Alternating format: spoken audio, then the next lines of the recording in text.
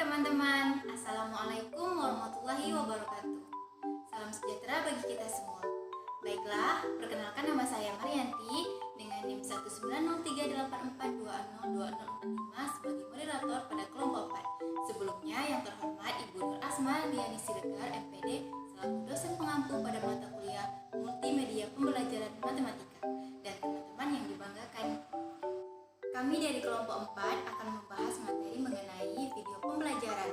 Kelompok kami yaitu kelompok 4 beranggotakan yang pertama ada Muhammad Ade Rizky dengan NIM 1903842002008. Yang kedua ada Fitri Hairunisa dengan NIM 19038420011. Yang ketiga ada Marianti dengan NIM 19038420045. Yang keempat ada Juli Haryani dengan NIM 19038420047. Yang kelima ada Fariki Al-Furqan Fatur Tauhid dengan NIM 1903842002066. Adapun topik pembahasan pada kelompok kami yaitu yang pertama pengertian dan karakteristik video pembelajaran yang akan disampaikan oleh Marianti.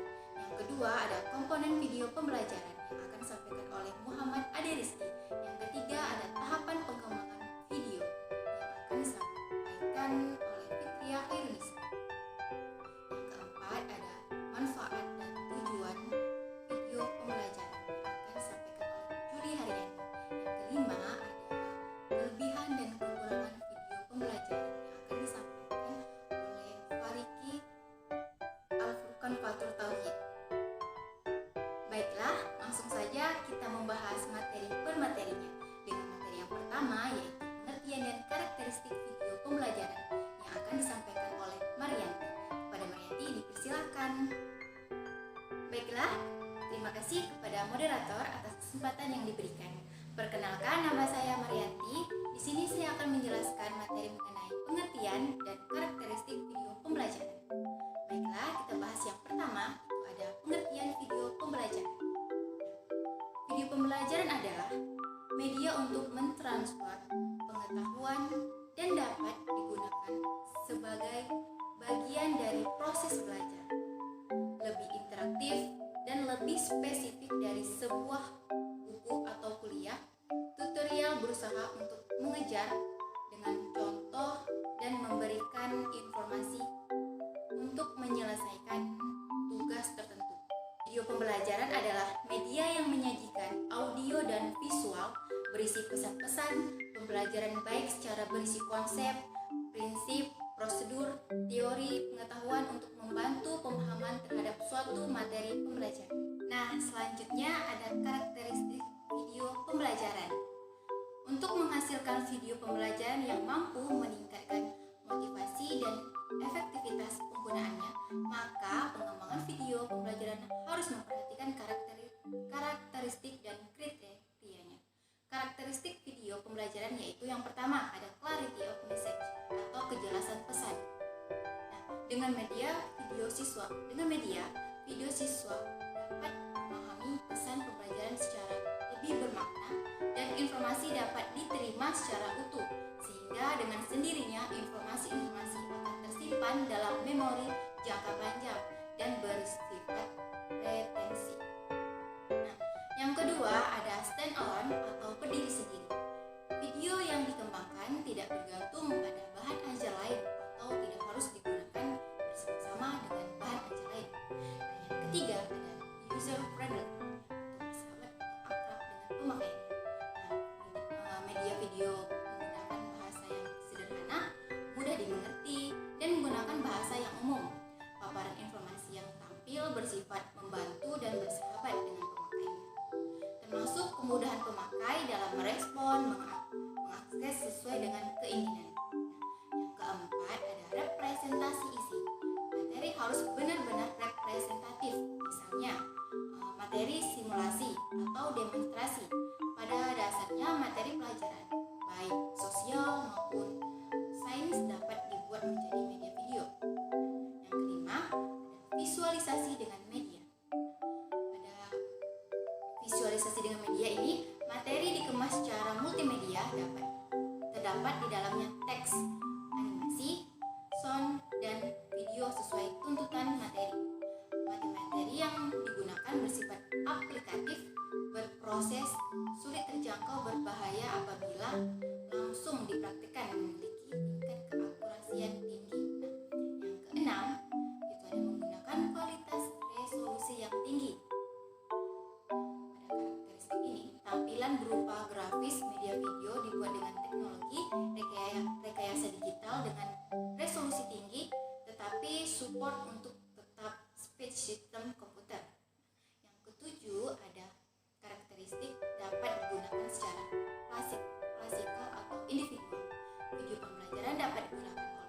siswa secara individual. Tidak hanya dalam setting sekolah, tapi juga di rumah dapat pula digunakan secara klasikal dengan jumlah siswa maksimal 50 orang bisa dapat dipandu oleh guru atau cukup mendengarkan uraian narasi dan narator yang telah tersedia dalam program. Nah, baiklah, sekian materi dari saya kembalikan kepada moderator. Baik, terima kasih kepada Marianti sebagai pemateri pertama atas penjelasan materinya. Nah, selanjutnya dilanjutkan dengan materi kedua, yaitu komponen video pembelajaran yang akan disampaikan oleh Muhammad Ade Rizky. Kepada Muhammad Ade Rizky, dipersilakan. Baik, Assalamualaikum warahmatullahi wabarakatuh. Saya Muhammad Ade Rizky. Di sini saya akan menjelaskan terkait komponen pembelajaran. Komponen pembelajaran merupakan unsur-unsur dalam pembelajaran yang selalu berinteraksi ketika terjadinya proses pembelajaran. Sedangkan proses pembelajaran merupakan suatu sistem, artinya yang dimana keseluruhan yang terjadi dalam komponen pembelajaran yang berinteraksi antara satu dengan yang lainnya dengan keseluruhan untuk mencapai tujuan pembelajaran tersebut. Di sini komponen-komponen pokok yang tercakup dalam pembelajaran dapat untuk kita ketahui adalah sebagai berikut. Yang pertama itu ada tujuan pembelajaran. Yang kedua ada peserta didik, dalam hal ini siswa. Yang ketiga ada tenaga pendidik, dalam hal ini guru. Yang keempat kurikulum dan materi pembelajaran. Yang kelima metode pembelajaran. Yang keenam sarana, dalam hal ini alat atau media untuk pembelajaran. Yang ketujuh untuk yang terakhir yaitu evaluasi pembelajaran. Berdasarkan uraian tersebut, maka dapat kita simpulkan bahwa berlangsungnya proses pembelajaran tidak lepas dari komponen-komponen yang mana saling berhubungan dan saling berpengaruh di dalam setiap proses belajar mengajar yang meliputi tujuan pembelajaran, bahan pembelajaran, guru, siswa, metode, media, alat pendidikan, situasi lingkungan, serta evaluasi belajar. Dari seluruh komponen pembelajaran yang telah diuraikan, yang akan lebih diperinci di sini adalah mengenai media pembelajaran atau alat pendidikan. Media pembelajaran atau alat pendidikan adalah segala sesuatu yang dapat digunakan untuk menyampaikan pesan atau isi pelajaran, merangsang pikiran, perasaan, perhatian, dan kemampuan siswa sehingga dapat mendorong proses belajar dan mengajar tersebut. Sekian yang dapat saya sampaikan. Terlebih dan terkurang saya mohon maaf, saya kembalikan kepada moderator. Baik, terima kasih kepada Muhammad Ade Rizky sebagai pemateri kedua atas penjelasan materinya. Dan selanjutnya akan dilanjutkan dengan materi ketiga, yaitu tahapan pengembangan video pembelajaran yang akan disampaikan oleh Fitria Khairunisa. Kepada Fitria Khairunisa, dipersilakan. Assalamualaikum warahmatullahi wabarakatuh. Sebelumnya, terima kasih kepada moderator karena telah memberikan kesempatan saya untuk menjelaskan materi selanjutnya. Perkenalkan, saya Fitria Khairunisa. Di sini saya akan menjelaskan materi tentang tahapan pengembangan video pembelajaran. Baiklah, tanpa memperpanjangkan waktu, kita masuki saja ke materi, yaitu tahapan pengembangan video pembelajaran. Terdapat dua tahapan dalam pengembangan video pembelajaran. Yang pertama yaitu tahapan kerangka atau outline media video. Yang kedua yaitu keterlibatan tim. Kita masuki ke pembahasan yang pertama, yaitu kerangka outline media video. Yang terdapat 5. Yang pertama, pendahuluan, tayangan pembuka, pengantar, isi video, dan penutup. Pada sajian pendahuluan, perlu disajikan pengantar. Mengapa? Karena materi itu penting. Bagaimana kaitan materi-materi lainnya? Hal yang penting juga adalah sajian tujuan pembuatan perlu ditayangkan untuk memotivasi siswa untuk mempelajari materi lebih lanjut. Kegiatan inti berisi uraian-uraian materi yang lengkap. Hal ini dilengkapi dengan uraian contoh, simulasi, dan demonstrasi atau peragaan. Kuantitas durasi waktu yang tersedia selama video tersebut berlangsung banyak terdapat pada kegiatan inti ini. Kegiatan penutup diisi dengan kesimpulan-kesimpulan atau rangkuman dan juga kegiatan lanjut dari sajian video tersebut yang harus dilaksanakan oleh siswa. Baiklah, langsung saja kita masuki ke materi yang kedua, yaitu keterlibatan tim. Pengembangan video pembelajaran merupakan kegiatan yang melibatkan beberapa keahlian atau keterampilan core team approach yang secara sinergi menghasilkan produk media video sesuai dengan kebutuhan rancangan tersebut. Umum pembuatan suatu video membutuhkan kemampuan atau keterampilan pada bidang sebagai berikut.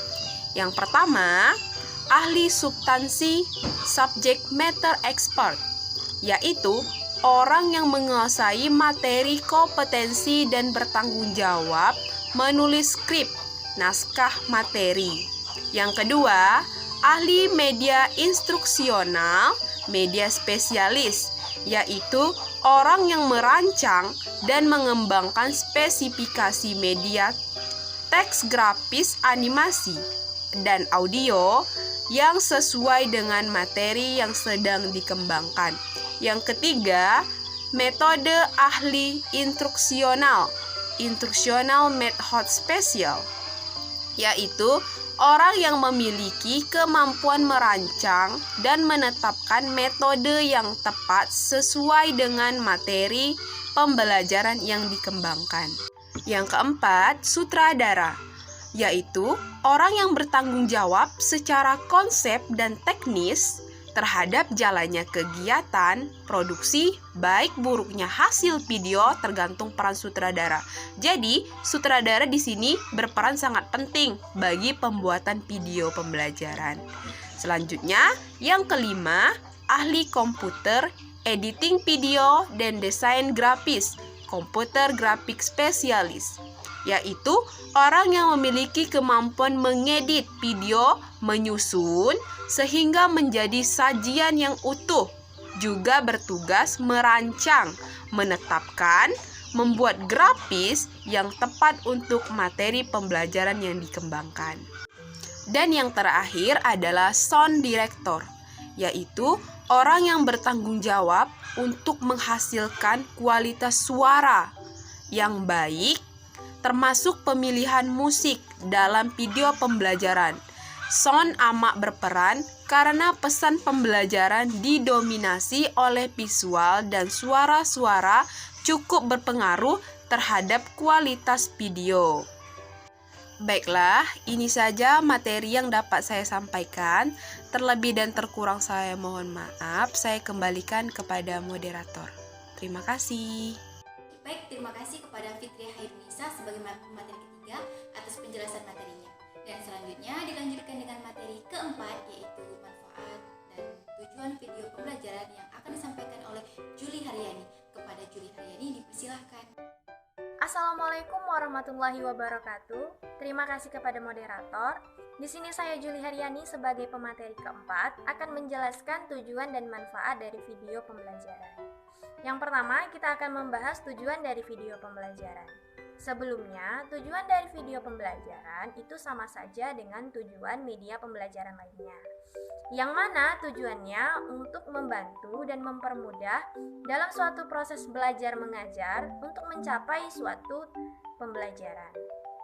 Nah, menurut salah satu para ahli, yaitu Situmorang pada tahun 2009, ia mengemukakan pendapatnya bahwa secara umum tujuan penggunaan media pembelajaran ialah untuk membantu guru menyampaikan pesan-pesan atau materi pelajaran kepada siswanya agar lebih mudah dipahami, lebih menarik, dan juga lebih menyenangkan kepada siswanya. Nah, secara khusus, ada beberapa tujuan lain dari penggunaan media pembelajaran. Yang pertama, memberi pengalaman belajar yang berbeda dan bervariasi, guna untuk meningkatkan atau merangsang minat belajar siswa. Yang kedua, menumbuhkan sikap dan keterampilan tertentu dalam bidang teknologi.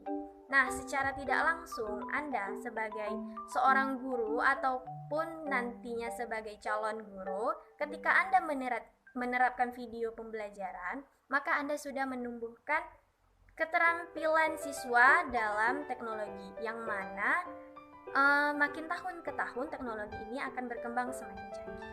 Yang ketiga, menciptakan situasi belajar yang tidak mudah dilupakan oleh siswa.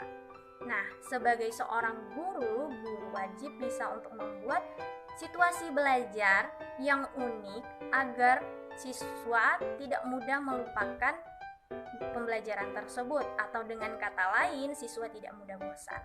Yang keempat, untuk mewujudkan situasi belajar yang efektif. Dan yang terakhir, yang kelima, untuk memberikan motivasi belajar kepada siswa.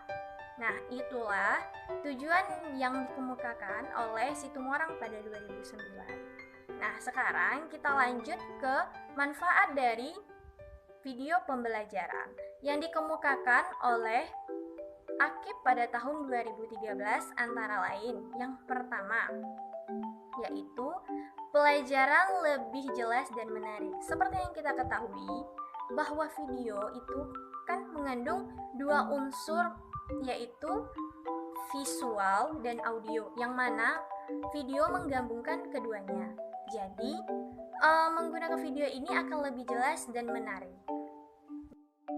Yang kedua, proses belajar lebih interaksi. Nah, interaksi yang dimaksud di sini ialah hubungan timbal balik. Dalam suatu proses belajar mengajar, pasti selalu diharapkannya ada interaksi yang berjalan dengan lancar.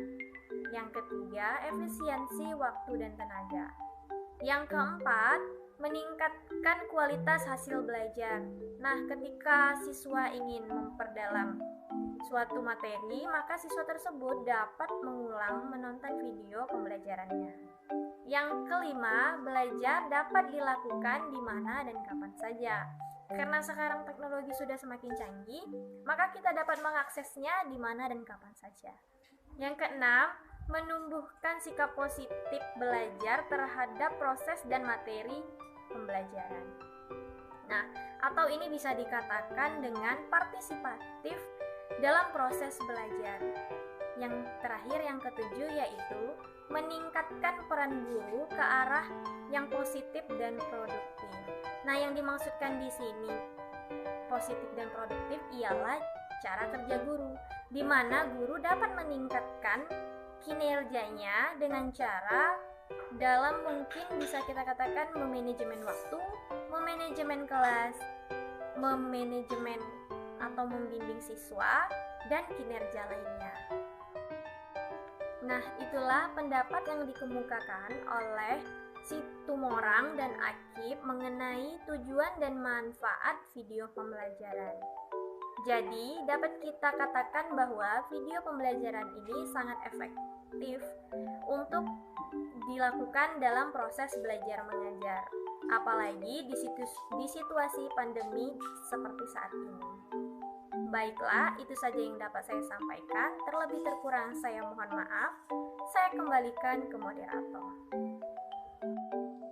Baik, terima kasih kepada Julie Haryani sebagai pemateri keempat atas penjelasan materinya. Dan selanjutnya dilanjutkan dengan materi kelima, yaitu kelebihan dan kekurangan video pembelajaran, yang akan disampaikan oleh Fariki Al-Furqan Fatur Tauhid. Kepada Fariki Al-Furqan Fatur Tauhid dipersilakan. Assalamualaikum warahmatullahi wabarakatuh. Perkenalkan, nama saya Fariki Al-Furqan Fatur Tauhid, NIM 1903842020066. Nah, di video kali ini saya akan menjelaskan tentang kelebihan dan kelemahan media video pembelajaran.